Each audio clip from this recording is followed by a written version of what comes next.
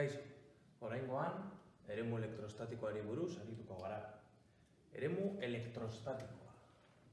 Elektroestatikoa.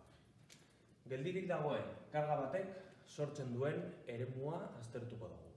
Eremuaren ideia errepasatu behar badozue, ikusi dezakezue aurreko bideoetan dagoen azalpena, eremu gravitatorian badago eremu hitzaren definizioa zein dan, eta oraingoan karga batek geldirik egonik sortzen duen eremua aztertuko dugu eta eremu horretan sartzen diren beste kargei gertatzen zaien.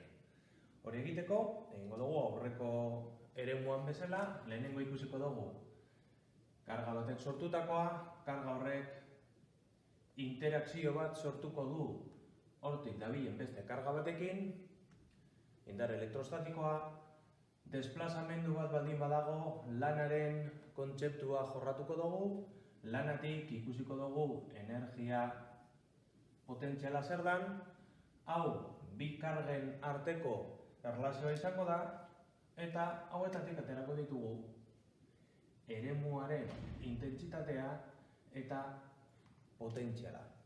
Intentsitatea eta potentziala aterako ditugu hortik.